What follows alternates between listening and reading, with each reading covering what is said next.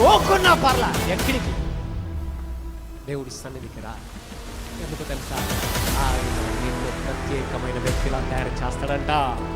ఓ, నిన్నెవ్వరూ తయారు చేయలేరు, ఎవరు నిన్ను లేపలేరు, ఎవరు నీకు సాయం చేయలేరు. కానీ ఆయన సాయం చేస్తే, ఆయన నీతో వస్తే నువ్వు ప్రత్యేకమైన వ్యక్తిలా తయారవుతావు.